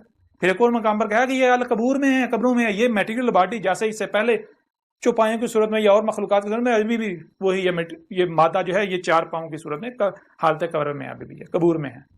اور ایسوں کو تم سنا نہیں سکتے، دکھا نہیں سکتے. کیوں؟ کیونکہ ان کے یہ اندھے ہو چکے ہیں. اور اندھے، یہ آنکھیں اندھی نہیں ہوتی، آنکھیں تمہیں ظاہر دکھاتی ہیں، کان تمہیں ظاہر سناتے ہیں. اور جو مکمل جو ہوتا ہے، مکمل صرف وہ نہیں جو ظاہر ہے، مکمل تو جو باطن ہے، جب تک وہ سامنے نہیں آئے گا تب تو مکمل نہیں ہوگا. کوئی بھی شے آپ اپنے سامنے رکھ لو، کوئی بھی، تم اپنی ذات کو لے لو، کیا تم وہ ہو جو سامنے نظر آ رہے ہو، یا پھر باطن کو ملایا جائے گا تب تم مکمل ہوگا. کوئی بھی شے لے لو، کسی شے کو سامنے رکھ لو، اس کا مکمل وجود کب سامنے آئے گا؟ جب ظاہر و باطن دونوں کو سامنے رکھا جائے گا. تو ظاہر تو دکھاتی ہیں یہ آنکھیں، سر کی آنکھیں. باطن کیسے دیکھتی ہو تم؟ تو باطن دیکھ نہیں رہے. باطن دکھاتی ہیں باطن آنکھیں. جو آنکھیں اندر چھپا کر رکھی ہیں، کون سی؟ تمہارے سینوں میں دل. جن کے دل زندہ ہیں. یہ آنکھوں سے اندھا ہونا اندھا نہیں ہوتا، دل ہیں سینوں میں جو اندھے ہو جاتے ہیں. بہرحال اب آپ کے اوپر ہے کہ آپ اندھوں کی طرح مجھے گالیاں دیتے ہیں. اب وہی کرتے ہیں جو قوم نوح نے کیا تھا، قوم عاد نے کیا تھا، قوم ثمود نے کیا تھا، جو قوم شعیب نے کیا تھا، جو قوم لوط نے کیا تھا، جو آل فرعون نے کیا تھا. تو پھر انجام آپ کو ان سے مختلف نہیں ہونے والا. بار بار کہہ رہا ہوں، جان لیں عذاب آپ کے سر کے اوپر کھڑا ہوا ہے. جو کہتے ہیں کہ اس کا قرآن میں ذکر نہیں ہے، آدھے سے زیادہ قرآن میری تاریخ ہے، یہ اس کے اندر کھول کے رکھ دیا. دنیا کی کوئی طاقت اس کا رد نہیں کر سکتی. اگر دنیا کی کوئی طاقت رد کر دے تو یہ جو سب سے زیادہ جن کو پریشانی لاحق ہے پاکستان میں، پاکستانی قوم، چلیں آپ کو ایک چیلنج دیتا ہوں. آپ کے ملک پر کتنا قرضہ ہے؟ آپ کے ملک پر آپ کے وزیر اعظم کا کہنا ہے کہ 28 سے 30 ہزار ارب روپے قرضہ ہے، بیرونی قرضہ جو ہے. تو آپ ایسا کریں، اگر میرا رد کر دیں. حکومت پاکستان کو بھی چیلنج ہے، تمام کے تمام ملاؤں کو چیلنج ہے، ہر فرقے کے ملا کو چیلنج ہے، ہر وہ شخص جس کو آپ نے اپنا رہنما بنایا ہوا ہے. کوئی آپ کا پیر ہے، کوئی صوفی ہے، کوئی ملا ہے، کوئی شیخ ہے، کوئی مفتی ہے، کوئی حضرت ہے، کوئی، سب اکٹھے ہو جائیں، سارے کے سارے فرقے اکٹھے ہو جائیں. اگر میرا رد کر دیں، یہ 3 جلدیں ہیں، تمام حقائق اس میں ہیں. اگر کوئی رد کر دے، اگر کوئی یہ ثابت کر دے کہ میں اللہ کا رسول احمد عیسیٰ نہیں ہوں، وہی احمد عیسیٰ جس کا انتظار کیا جا رہا تھا، تو جو آپ کے ملک پر قرضہ ہے اس سے 100 گنا زیادہ انعام دوں گا. نہ صرف آپ کے ملک کا قرضہ اتر جائے گا، بلکہ آپ دنیا کے امیر 3 ملکوں میں شمار ہو جائیں گے. اور اس کے علاوہ آپ کے ملک کے جتنے افراد ہیں، جتنی آبادی ہے، فی فرد کے حساب سے 1 ارب انعام دیا جائے گا آج. اور اس کے علاوہ میں اپنے آپ کو پیش کروں گا پوری دنیا کے سامنے، مجھے پھانسی دے دی جائے، میری گردن اتار دی جائے. اور اگر آپ مجھے باطل ثابت نہیں کر سکتے، کر پاتے، جو کہ ممکن ہی نہیں ہے کہ دنیا کی کوئی طاقت مجھے باطل ثابت کر سکے، تو پھر کیا میں آپ سے کوئی انعام نہیں مانگتا، بالکل نہیں، 1 پیسہ بھی نہیں مانگتا. کیونکہ پیسوں کا لالچ آپ کو ہے، محتاج آپ لوگ ہو، بھیکیں آپ مانگ رہے ہو. مجھے آپ سے پیسوں کی ڈیمانڈ نہیں، کم از کم قتل کی سزا تسلیم کرو، جو تم نے خود تجویز کی ہے. تم خود کہتے ہو نا کہ قذاب کی سزا قتل ہے، تو ٹھیک ہے، جو قذاب ہے اس کی سزا قتل. اگر میں قذاب ثابت ہوتا ہوں تو پوری دنیا کے سامنے مجھے پھانسی دے دی جائے، میری گردن اتار دی جائے، میرے جسم کے ٹکڑے ٹکڑے کر دی جائے، کہ بوٹی کر دی جائے. اور اگر میں قذاب ثابت نہیں ہوتا، تم لوگ قذاب ثابت ہوتے ہو، جو کہ میں نے اس میں قذاب ثابت کر دیا، تو پھر کیا یہی سزا تمہیں منظور ہے؟ اگر یہی سزا منظور ہے تو آ جاؤ میدان میں، آ جاؤ. اگر تم لوگ مجھے باطل ثابت نہیں کرتے، مجھے غلط ثابت نہیں کرتے، مجھے قذاب ثابت نہیں کرتے، اور الٹا خود قذاب ثابت ہو جاتے ہو، تو کیا تمہیں اور جو تمہارے ماننے والے ہیں وہ سب اس سزا کے لیے تیار ہیں کہ انہیں پوری دنیا کے سامنے پھانسی دے کے دنیا سے آپ کو یعنی کہ آپ سے دنیا کو پاک کر دیا جائے؟ آپ جیسے مشرکین سے اگر ہمت ہے تو میدان میں آ جائیں، جان لیں. یہ جو قرآن جو آپ کے دونوں ہاتھوں کے درمیان ہے، اس میں کیا لکھا ہوا ہے؟ اس میں تو بالکل واضح ہے. ایک طرف رسولوں، دیکھیں رسولوں کو سامنے رکھیں، رسولوں کے بارے میں قرآن میں کیا لکھا ہے؟ پورے قرآن میں رسولوں کے بارے میں یہ لکھا ہے، کسی ایک بھی رسول نے یہ نہیں کہا کہ میں تمہیں منوانے کے لیے آیا ہوں، کسی ایک بھی رسول نے یہ دعویٰ نہیں کیا کہ میں منوانے کے لیے، ہر رسول نے یہ کہا کہ میرے اوپر صرف یہ ہے کہ میں نے کھول کھول کے پہنچانا ہے بس۔ اور منوانا جس کا کام ہے وہ منوا لے گا، منوانا میرے رب کا کام ہے، منوا لے گا۔ جس دن میں اپنی ذمہ داری پوری کر دوں گا، پیغام کھول کھول کر پہنچا دوں گا، اس کے بعد میرا رب منوا لے گا۔ دیکھیں ہاں کیسے منواتا ہے، پھر پتہ چلے گا تم مانتے ہو یا نہیں مانتے۔ ہر رسول نے یہ کہا، کسی ایک رسول نے یہ نہیں کہا کہ میں وکیل بنا کر بھیجوں گا، وکیل کا کام ہوتا ہے منوانا۔ کوئی کہتا ہے کہ مجھے تم یہ چیز، میرا یہ مطالبہ پورا کرو، میں مان جاؤں گا، تو اگر اس کا مطالبہ پورا کیا جائے تو یہ ہے وکالت کرنا؟ نہیں، یہ نہیں ہے۔ بھائی ہر رسول کا کام ہوتا ہے حق جو ہے وہ کھول کھول کر پہنچا دینا، کوئی مانتا ہے مانے، نہیں مانتا نہ مانے، ہر رسول کی یہ دعوت رہی، ہر رسول نے اپنے امتی کو، اپنے ماننے والے کو یہی کہا تمہاری ذمہ داری یہ ہے، منوانا تمہاری ذمہ داری نہیں ہے، منوانا اللہ کا کام ہے۔ اور دوسری طرف جو باطل ہیں، باطل کا کام اس کے بعد دلیل نہیں ہوتی، وہ کہتا ہے کہ ہاں اسی پر چلو جس پر ابا اجداد کو پایا، وہ کہتا ہے غور و فکر نہیں کرنا۔ حق کیا ہے؟ اسی قرآن میں اللہ کہہ رہا ہے، کیا کہہ رہا ہے اللہ؟ تو بار بار یہ کہہ رہا ہے، اللہ کہہ رہا ہے کہ جان لو حق جو ہے، حق بےہودہ قسم کی بے قسم کی لاٹھیوں کا محتاج نہیں ہوتا کہ نہ اس کی نہ سننا، اس کی نہ سننا، اس کے پیچھے نہ جانا، تمہارا ایمان خراب ہو جائے گا۔ ایمان نہ ہوا، دودھ ہو گیا جو تھوڑی دیر گرمی میں پڑا خراب ہو جائے گا۔ ہے عجیب بات، ایمان کا تمہیں پتہ نہیں ایمان کہتے ہیں کسے ہیں؟ تم نے تو تم تو اسی کو حق کہہ رہے جو تم نے سنا، تحقیق تم نے کی نہیں، غور و فکر تم نے کی نہیں، کسی چیز کا تمہیں نہیں پتا۔ تمہارا اللہ کیا کہہ رہا ہے؟ اللہ تو بار بار یہ کہہ رہا ہے، اللہ کہہ رہا ہے حق کی نشانی یہ ہے کہ حق جب بھی سامنے آتا ہے، حق کہتا ہے کہ بھائی اپنے گھوڑے دوڑا لو۔ حق سب سے پہلے حق کی علامت، حق کی پہچان یہ ہے، حق سب سے پہلے آپ کو آزاد کرتا ہے، آپ کے ہاتھ کھولتا ہے، آپ کی ٹانگیں کھولتا ہے، آپ کے ہاتھ پاؤں کھول کے آپ کو آزاد کرتا ہے، آپ کی آنکھیں کھول کے آزاد کرتا ہے، آپ کے کان کھول کے آزاد کرتا ہے، دماغ کھول کے آزاد کرتا ہے، دل کھول کے زندہ کر کے آزاد کرتا ہے۔ آزاد ہو جاؤ، تحقیق کرو، اپنے گھوڑے دوڑاؤ، اپنے جہاں تک جا سکتے ہو جاؤ، جو بھی حق کا دعوے دار ہے سنو اس کی۔ بالآخر اگر تم حق کے طلبگار ہو تو بالآخر تمہیں یہاں آنا پڑے گا، تمہارے اوپر واضح ہو جائے گا کہ یہ حق ہے۔ اور اگر کوئی باطل ہے تو باطل کی پہچان یہ ہے کہ باطل سب سے پہلے آپ کا رستہ بند کرتا ہے، آپ کے ہاتھ باندھتا ہے، آپ کے پاؤں باندھتا ہے، آپ کی آنکھیں بند کرتا ہے، آپ کے کان بند کرتا ہے، اور وہ یہ نہیں کہتا کہ میں باطل ہوں، دیکھو اگر تم اس کی بات سنو گے تو تمہارے اوپر باطل واضح ہو جائے گا، حق واضح ہوگا۔ نہیں، وہ ایسا نہیں کہتا۔ وہ طرح طرح کی ملامتوں سے ڈرا کر، طرح طرح کے اس نے مفروضے کڑے ہوئے ہوتے ہیں تاکہ اس کو باطل کو پتہ ہے اگر لوگوں نے اس کی بات سن لی، باطل تو ہر لمحے کانپ رہا، اس کی ٹانگیں باطل کی کانپ رہی ہوتی ہیں، باطل کو ہر لمحے خوف ہوتا ہے کہ کہیں حق سامنے نہ آ جائے، اس وجہ سے وہ لوگوں کی ہاتھ منہ باندھتا ہے، ان کے آنکھیں کان بند کرتا ہے، نہ اس کی نہ سننا، اس کی طرف نہ جانا، اس کے قریب نہ جانا، اس کی نہ سننا۔ کیوں؟ اس کو پتہ ہے، باطل کو پتہ ہے اگر اس نے اس کی بات سن لی، اگر انہوں نے اس کی بات سن لی، اس کی طرف چلے گئے تو کہیں ایسا نہ ہو کہ میری جڑیں کٹ جائیں، میری بنیادیں کٹ جائیں۔ باطل کو ہر لمحے خوف لاحق ہوتا ہے، اس وجہ سے باطل روکتا ہے، نہ اس کی نہ سننا، اس کے پیچھے نہ جانا، اس کے پیچھے نہ جانا، اس کی نہ سننا، اس کی نہ سننا۔ یہ ہے حق و باطل کی نشانی جو قرآن بتاتا ہے۔ اب اگر آپ لوگ حق پر ہو تو اپنے آپ کو قرآن سے حق ثابت کرو۔ جو لوگ آپ کر رہے ہو، کیا یہی ہر رسول نے کیا؟ کیا یہی محمد نے کیا تھا؟ کہ یہی محمد تو ابراہیم کی ملت کو واضح کرنے آیا تھا نا، تو کیا یہی ابراہیم نے کیا تھا؟ یہی موسیٰ نے کیا تھا؟ یہی عیسیٰ نے کیا تھا؟ یہی اس سے پہلے جو ہے یعنی کہ پیچھے جائیں شعیب نے کیا تھا، لوط نے کیا تھا، مزید اور پیچھے چلے جائیں، کیا یہی جو ہے وہ ہندو جسے رام کہتے ہیں، قرآن میں اسے ہود کہا گیا، رام ہود، کیا رام نے بھی یہی کیا جسے قرآن میں ہود کہا گیا؟ کیا کرشنا ہندو جسے کرشنا یا کرشن کہتے ہیں، قرآن میں اسے عاد کہا گیا، عاد اللہ کا رسول، کیا عاد نے یعنی کرشنا نے بھی یہ کیا تھا؟ نہیں، بالکل نہیں۔ کرشنا نے کیا کہا تھا؟ رام جو کہ یعنی ہود، اس نے کیا کہا تھا؟ وہ بھی سب کھول کھول کر واضح کیا جائے گا۔ کچھ لوگ سوال کر رہے ہیں جی آپ جو ہے وہ سارا آپ نے یعنی کہ اسلام کو سارے کے سارے یہ جو روایتی اسلام چلا آ رہا ہے آپ نے اس سارے کے سارے کو غلط کہہ دیا، یہ نمازیں حج روزے کا یہ سب کا سب باطل ہے، یہ حق نہیں ہے، تو باقی کیا مذاہب سارے حق پر، ان کے خلاف بات نہیں کی۔ اس وقت آپ سے مخاطب ہیں تو آپ کے بارے میں بات کی جائے گی نا، اب پریشان نہیں ہوں، ان سے بھی مخاطب ہوں گے، ہم ان سے بھی خطاب کریں گے، ان سے بھی بات کریں گے، ان سے بھی بات کریں گے کہ تم یہ کرشنا کے نام پر کیا کر رہے ہو، تم یہ رام کے نام پر کیا کر رہے ہو، اور جو نبیین تھے جن کو تم نے طرح طرح کے نام دیے ہوئے ہیں، اور اس کے علاوہ جو کذاب تھے ان کے بارے میں جو تم نے جو کچھ عقائد ضروریات گاڑ رکھے ہوئے ہیں، ان کے اوپر ان سے جب بات کریں گے سب کچھ کھول کھول کے رکھ دیں گے، ان کو بتائیں گے بھائی یہ ہولی کیا ہے، دیوالی کیا ہے، ان کو بتائیں گے یہ جو تم یہ تو کہتے ہو گنگا میاں میں اشنان کرنا یہ کیا ہے، ان کو بتائیں گے رام کیا ہے، سیتا کیا ہے، ان کو بتائیں گے راون کیا ہے، سب کچھ کھول کھول کے رکھ دیں گے. دنیا کا کوئی ہندو بڑے سے بڑا پنڈت جو ہے اس کو کہیں گے جا اپنی کتابوں میں دیکھ، جو تمہاری وید ہیں ان میں دیکھ، جو پران ہیں ان میں دیکھو، مہابھارت میں دیکھو، مہابھارتا جو ہے، گیتا اٹھاؤ اس میں دیکھو. دنیا کی کوئی طاقت غلط ثابت نہیں کر سکے گی. کوئی ہندو بھی، عیسائیوں کو لے لیں، ان سے بھی بات کی جائے گی.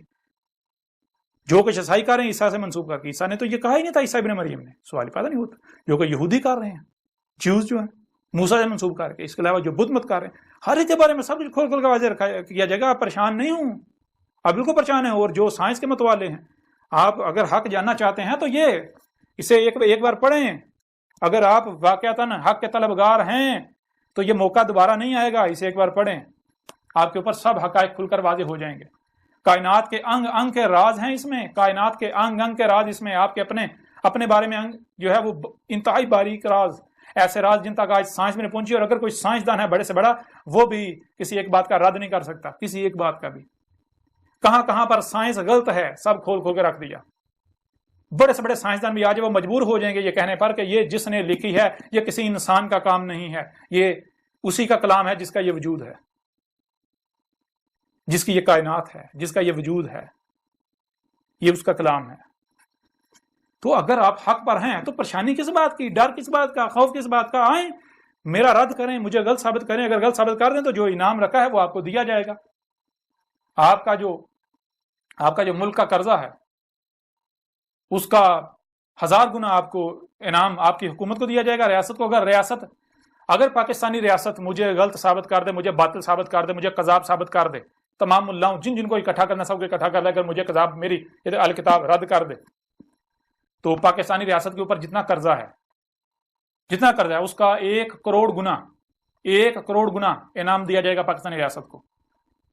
اور جو عوام ہے فی کس 1 ارب روپیہ دیا جائے گا آج میدان میں. اگر کوئی ملا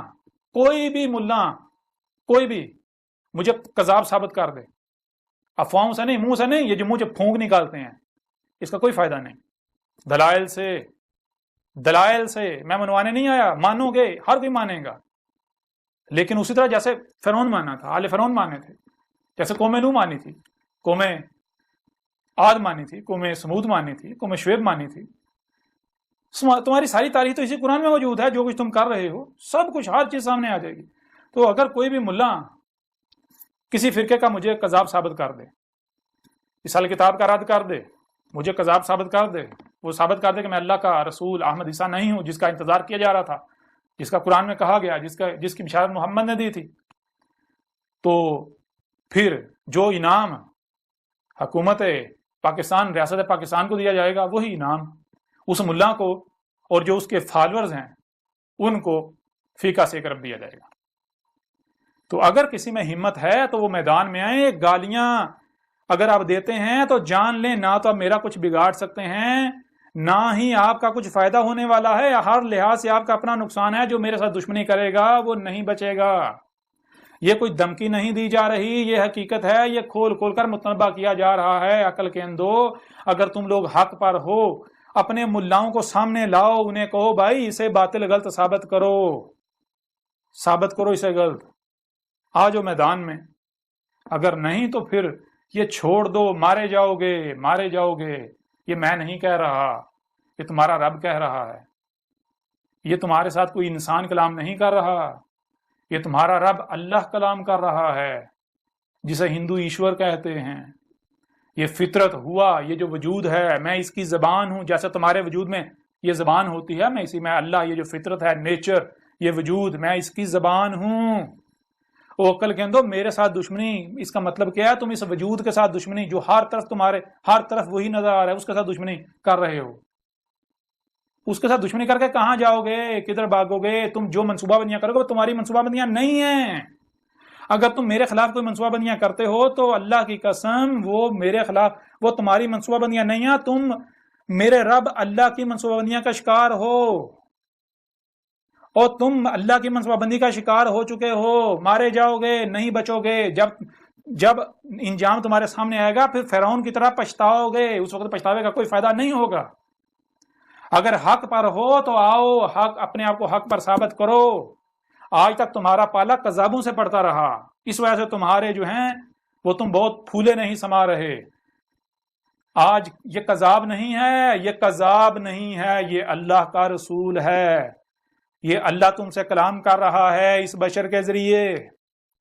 یہ اللہ کی زبان ہے. اگر تم حق پر ہو تو آؤ رد کرو، مجھے کذاب ثابت کرو. گالیاں دینے سے میرا کچھ نہیں بگڑے گا. میں نے کیا کرنا ہے؟ مجھے کوئی گالی دیتا ہے، میرے خلاف کچھ بھی کرتا ہے، میں نے صبر کرنا ہے. میری نسخی للہ، میرا جو نسخ ہے وہ اللہ کے لیے. نسخ کسے کہتے ہیں بھائی؟ نسخ کہتے ہیں کہ اگر آپ کوئی کام کسی کے لیے کر رہے ہیں تو پھر اگر کوئی آپ سے دشمنی کرتا ہے تو اس کی وجہ سے کر رہا ہے نا، اس کے کام کی وجہ سے، تو بدلہ تو اسے لینا چاہیے، غصہ تو اسے آنا چاہیے. تو میں تو اللہ کا کام کر رہا ہوں. اگر تم میرے ساتھ دشمنی کر رہے ہو، دشمنی تو اللہ کے ساتھ کر رہے ہو. مجھے تو میرے رب نے یہ کہا کہ تو کھول کھول کر پہنچا دے، بس تجھے غصہ نہیں کرنا، تجھے پریشان نہیں ہونا، تجھے ٹینشن نہیں لینی. یہ جو کرتے ہیں ان کو کرنے دے. میں کوئی اندھا نہیں ہوں، میں کوئی ان کا اللہ وہ جو آسمانوں پر چڑھ کے بیٹھا ہے وہ نہیں ہوں، وہ جن کے جو ہے وہ بے بنیاد عقائد و نظریات ہیں اللہ کے نام پر. اگر تمہارا وہ اللہ سچا ہے تو ٹھیک ہے، اسے بھی اتار لو، لے آؤ اسے، آج یہ کر لیں مقابلہ. اس کے بارے میں بھی جو تم نے اللہ گاڑ رکھا ہے، وہ جو یہودیوں کا اللہ ہے، مجھے کہتے ہو یہ یہودی ہے، مجھے کہتے ہو یہ ہندو ہے، مجھے کہتے ہو یہ عیسائی ہے. عیسائی تم ہو، یہودی تم ہو، ہندو تم ہو، سارے سگے بھائی ہو. فرق یہ ہے بچھڑے ہوئے ہو آپس میں اختلافات کی وجہ سے. تمہارا بھی اللہ اوپر چڑھ کے بیٹھا ہوا ہے، یہودیوں کا بھی، عیسائیوں کا بھی. تو تم میرے میں فرق کیا ہے؟ آگے چل کے سب کچھ واضح کریں گے کہ جتنے بھی مذاہب ہیں، یہ جو آج کا جو اسلام ہے آج کا، یہود کو مسلمان کہتے ہیں، سارے مذاہب کے ماننے والے سگے بھائی ہیں، محض بچھڑے ہوئے ہیں. اختلافات ہیں ان میں. اختلافات صرف رنگ نسل کی بنیاد پر ہیں اور کوئی اختلافات نہیں ہے. عقائد نظریات سب ایک ہیں، سب سیم ہیں، کوئی فرق نہیں ہے. بہرحال اس سے زیادہ مجھے نہیں لگتا کہ اس نشست میں آپ سے بات کرنے کی ضرورت ہے. باقی اگلی نشستیں جو ہیں ان میں مزید ہر لحاظ سے آپ کے اوپر واضح کریں گے. میرے بارے میں قرآن میں جی کہاں لکھا ہے، اس کے لیے آپ کو بار بار کہا جا رہا ہے بھائی ایک نہیں، دو نہیں، تین نہیں، درجنوں مقامات، سینکڑوں مقامات پر میرا ذکر ہے. آدھے سے زیادہ قرآن میری تاریخ ہے، اس میں ساری ڈیٹیلز موجود ہیں، کھول کے رکھ دیا گیا. اگر آپ لوگ کہتے ہو کہ میں باطل ہوں تو میرا رد کرو. یہ کیا ہے؟ زبان سے مجھے گالیاں دیتے ہیں، میرے خلاف الزامات لگاتے ہیں، ملامتیں کرتے ہیں، تہمتیں لگاتے ہیں اور کہتے ہیں جی رد کر دیا. عجیب رد ہے. وہ کل کے اندر جو تم میرے خلاف باتیں کرتے تم الٹا خود پھنس جاتے ہو. یہ تو باطل کی نشانی ہے، یہ تو منافقوں کی نشانی ہے. مومن ایسا تھوڑی کرتا ہے. وہ مومن تو اللہ کا وجود ہے. اللہ کا اسم المومن، مومن تو اللہ کا وجود ہے. مومن کا تو ہر کام اللہ کا کام. اگر آپ کہتے ہو ہم مومن ہیں اور گالیاں دیتے ہو، بکواسات کرتے، اس کا مطلب ہے اللہ گالیاں دیتا ہے، اللہ بکواس کرتا ہے، اللہ اس طرح کی حرکتیں کرتا ہے.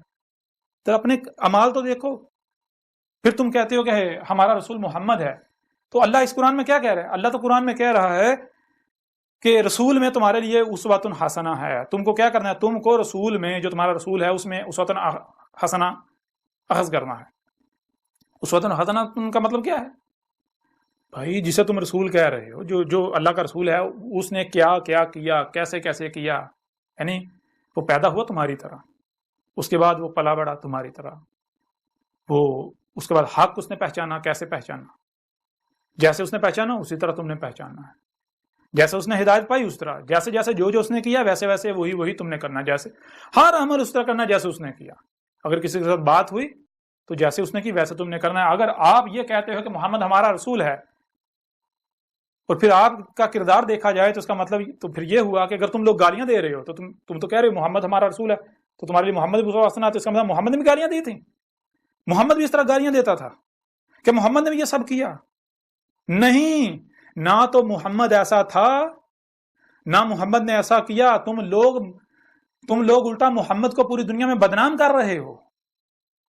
سب سے بڑے دشمن محمد کے تم لوگ ہو، جو اپنے کردار سے ہر لمحے محمد کی جو ہے وہ گستاخی کرتے ہو، محمد کے ساتھ دشمنی کرتے ہو اور دوسروں کے پیچھے پڑے ہوئے. اپنے کردار کو تو دیکھو. ایک اس خاتون کو لے لیں، وہ خاتون جو ہے جس کے اوپر تم نے وبال کھڑا ہوا ہے جی اس کو قتل کرو. بڑے بڑے ملاٹے، بڑے بڑے ملا، مذہب کے ٹھیکیدار، وہ بھی نعرے لگا رہے ہیں قتل کرو، پھانسی دو. بڑے تم اتنے بڑے فنے، ہاں اتنے تم اہل حق، ایک عورت سے گھبرائے ہوئے ہو. ایک عورت کو قتل کرنا کیا تمہاری عقل مات ماری گئی تمہاری؟ اتنے بڑے تم اہل حق. کہاں گئی تمہاری مردانگی؟ ایک عورت جو ہے اور عورت نے کیا کیا؟ اب جب جیسے تم کہہ رہے ہو کہ بھائی جو جس پر ہم نے اپنے باعزت کو پایا، جو نسل در نسل چلا ہے وہی حق ہے، ہم اس سے ہٹنے کو تیار نہیں ہیں، تو کیا عیسائیوں کا پھر اس بنیاد پر حق نہیں ہے؟ انہیں بھی حق حاصل ہے، جیسے تم کر رہے ہو وہ بھی اسی طرح کر رہے ہیں۔ اب ذرا غور کرو، اگر کھیتوں میں کام کرتے ہوئے ایک عیسائی عورت اپنی بچی کو پانی پلا دیتی ہے مسلمان عورتوں کے کسی برتن میں گرمی کی وجہ سے، اور مسلمان عورتیں اسے گالیاں دیتی ہیں، برتن کو توڑ دیتی ہیں کہ تیری جرت کیسے ہوئی کہ تو عیسائی جو ہے اتنی پلید عیسائی، وہ آپ کو پتا ہے پاکستان کے پنجاب کے اندر جو عیسائی ہیں ان کو چوڑے کہا جاتا ہے، عیسائی جو ہے اس کو برتنوں کے قریب کسی نے گزرنے دیا جاتا، عیسائی اگر کسی برتن کو ہاتھ لگا دے وہ برتن مسلمان استعمال نہیں کرتے، جائیں پنجاب کے اندر سے جا کے پوچھیں، جائیں پنجاب کے جتنا بھی جو ہے وہ دیہاتی ایریا وہاں سے جا کے سوال کریں، پوچھیں، عیسائیوں کو تو محلے کے اندر نہیں رہنے دیا جاتا، عیسائیوں کو تو گاؤں سے باہر جو ہے وہ رہنے کی بھی اجازت نہیں دی جاتی، عیسائیوں کو تو چوڑے کہا جاتا ہے، اور عیسائیوں کو اپنے برتنوں کے قریب سے گزرنے نہیں دیا جاتا، اگر عیسائی کسی برتن کو ہاتھ لگا دے تو وہ برتن پھینک دیا جاتا ہے، اس کو برتن کو 100 بار دھوتے ہیں، اس کے اوپر کلمے پڑھ کے اسے پاک کرتے ہیں۔ اس عورت نے اپنی بیٹی کو پانی پلا دیا، گرمی تھی، ظاہر بات ہے اپنا اس کے پاس پانی ختم ہو گیا، اس نے اپنی بیٹی، اس کی بیٹی پیاس سے گرمی کی شدت سے رو رہی ہے، اس نے اپنی بیٹی کی چھوٹی بچی کو پانی پلا دیا مسلمانوں کے گلاس میں، تو کیا ہوا؟ وہ عورتیں اس کے اوپر ٹوٹ پڑی، تیری جرت کیسے ہوئی، تو ایک عیسائیہ ہو کے ہمارے گلاس میں تو نے ہمارا گلاس پلید کر دیا، تو نے ہمارا پانی پلید کر دیا، اب ہم کہاں سے پانی لے کر آئیں گے؟ ہم تیرے لیے لے کر آئے تھے، اتنی گرمی میں ہم پانی لے کر آئے تھے، ہم تو یہاں فالسہ اکٹھا کرنے آئے تھے، ہم نے تو پانی لے کر سارا دن ہم نے اس پر گزارا کرنا، تو نے ہمارا پانی پلید کر دیا، تو نے ہمارا برتن پلید کر دیا، ہمارا ایک تو پانی ضائع کر دیا، پانی پلید کر دیا، دوسرا ہمارے برتن پلید کر دیے، تیسرا ہم گرمی سے یہاں مریں گے تیری وجہ سے، ہم اگر یہاں کام چھوڑ کر جاتے ہیں ہماری جو ہے وہ دہاڑی جو ہے وہ ضائع ہو جائے گی، تیری جز کیسے ہوئی؟ اس کو گالیاں دی، اس کو یہاں تک تھپڑ مارے، اور اس کے بعد اس عورت نے کیا کہا؟ اس عورت نے صرف یہ کہا کہ کیا تمہارے نبی نے یہی تعلیم تمہیں دی ہے؟ یعنی کہ تم جو کچھ کر رہی ہو پھر یہی تو تمہارے نبی نے کیا ہے نا، تو سچی تھی۔ وہ اگر یہ کردار اگر خود کو مسلمان کہلوانے کو یہ کردار ہے، ان کا یہ کردار ہے، تو پھر یہ کردار کس نے سکھایا ہے؟ آپ کیا کہتے ہو؟ آپ کہتے ہیں محمد ہمارا رسول ہے، تو رسول کیا ہوتا ہے؟ رسول میں اللہ کہہ رہا ہے رسول میں تم کو کیا کرنا، اس کو ہنسنا جو ہے خز کرنا ہے، جو رسول نے کیا جیسا رسول نے کیا وہی کرنا ہے، ویسے ہی کرنا ہے۔ تو اگر جو ہے تم یہ کرتے ہو تو تم تو لوگوں کو، دوسری اقوام کو، دوسرے مذہب کو، دوسرے کہہ رہے ہو کہ دیکھو ہمارے رسول نے ہماری یہ تربیت کی، ہمارے رسول نے ہمیں یہ تربیت کی ہماری۔ اب وہ یہ نہ کہتے تو یہ اب توہین رسالت ہو گئی، سب سے بڑے مجرم تم لوگ ہو، سب سے بڑے توہین تو تم کرتے ہو، سارے کے سارے ملا اکٹھے ہو جو تم لوگوں نے یہ جو توہین رسالت کی ہے نا، توہین رسالت کی سزا، گستاخ رسول کی سزا سر تن سے جدا، گستاخ رسول کی سزا صرف موت۔ جان لو آج تمہارے سامنے اللہ کا رسول بیٹھا ہوا ہے، تم نہ صرف ہر رسول کی جو ہے ہر زمانے میں تم لوگوں نے اور اسی طرح تمہارے آباء و اجداد نے تحقیر کی، تذلیل کی، گستاخیاں کی، مجرم بنے، بلکہ آج بھی تم یہی کر رہے ہو۔ آج تمہارے سامنے اللہ کا رسول بیٹھا ہوا ہے، آج تم نہیں مان رہے۔ کیا نوح کو مانا گیا تھا؟ اور نوح کی موجودگی میں بھی کوئی نہ نوح کو مانا، لیکن جب عذاب آیا سب مان گئے۔ ہود کی موجودگی میں کوئی نہیں مانا، جب عذاب آیا سب مان گئے۔ صالح کی موجودگی میں کوئی نہیں مانا، جب عذاب آیا سب مان گئے۔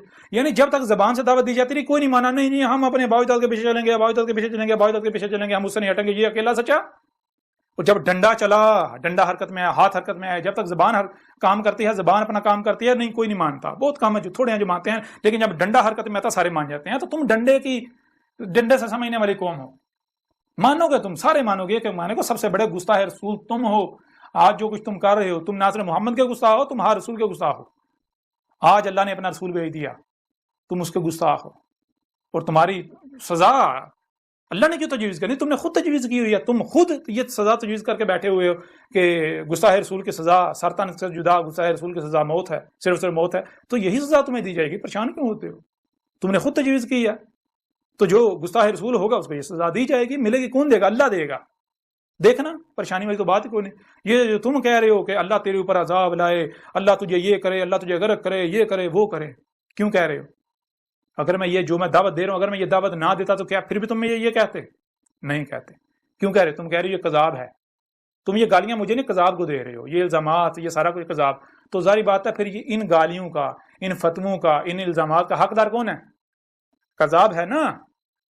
ظاہر ہے جو کذاب ہوگا وہ اس کا حقدار ہے، اسے یہ سب ملے گا، یہ جو کچھ کیا جا رہا ہے اسی کے کھاتے میں جائے گا۔ اگر تم لوگ خود میں کذاب ہوں تو ظاہر بات ہے میں حقدار ہوں، اگر میں کذاب نہیں ہوں تم لوگ خود کذاب ہو تو وہ جو کچھ مجھے کہہ رہے ہو وہ واپس ریورس تمہاری طرف جا رہا ہے۔ اور ابھی تمہیں سمجھ نہ آئے کیونکہ نہیں آئے گا نا، نہیں آئے گا۔ ساری تاریخ تو پہلے قرآن میں لکھی ہوئی ہے، اور ساری جو کچھ آج تم کر رہے ہو عقل کے اندر، تمہیں تو یہ حیران ہونا چاہیے اگر تم یہ کتاب پڑھو، جب تک تم کتاب پڑھتے ہو تمہیں پتہ چل جائے گا کہ جو کچھ تم نے کیا، جو کچھ تم کر رہے ہو، ابھی کر رہے ہو، یہ پہلے سے اس میں، یہ جو کتاب ہے کتاب اس میں لکھ دیا گیا پوری تفصیل کے ساتھ۔ آج جو تم کر رہے ہو میرے ساتھ اس میں سارا لکھا ہوا ہے، جب میں سامنے آؤں گا کیا ہوگا، یہ ہوگا ایسے ایسے ایسے، آگے جو ہونا ہے وہ بھی لکھا ہوا ہے، نہ ہوا تو پھر کہنا یہ کذاب ہے۔ آجو میدان میں۔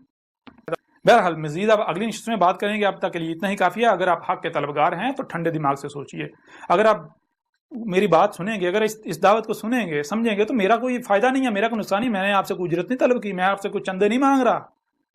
مانیں گے آپ کا اپنا فائدہ ہے، نہیں مانیں گے آپ کا اپنا نقصان ہے، مجھے کوئی فائدہ نہیں ہے، میرا نہ کوئی فائدہ ہے، میرا نہ کوئی نقصان ہے۔ اگر میرے ساتھ دشمنی کریں گے تو مجھے الٹا فائدہ ہے، میرے ساتھ جو دشمنی کرے گا میرے ساتھ تو مجھے الٹا فائدہ ہے، میرے درجات بلند ہوں گے، مجھے اور کیا چاہیے۔ میں تو اس میں بھی لکھا ہوا ہے اس میں کہ اگر میرے ساتھ دشمنی کی جاتی ہے، میں تو چاہتا ہوں میرے ساتھ دشمنی کی جائے، کیوں میرے ساتھ دشمنی کی جاتی ہے، جتنی دشمنی کی جائے گی میں اتنے درجات بلند ہوں گے، میں اتنا رفع ہوں گا، اوپر سے اوپر کرو، کھل کے کرو، عیاشی کرو، لیکن گالیاں دے سکتے ہو، الزامات لگا سکتے ہو، کتوں کی طرح بھونک سکتے ہو، اہل حق ثابت نہیں ہو سکتے، دلائل سے غلط ثابت نہیں کر سکتے، کوئی دنیا کی طاقت مجھے جو ہے وہ کذاب ثابت نہیں کر سکتی، میرا رد نہیں کر سکتی۔ اگر کسی میں ہمت ہے تو میدان کھلا ہے، سامنے آ جائیں۔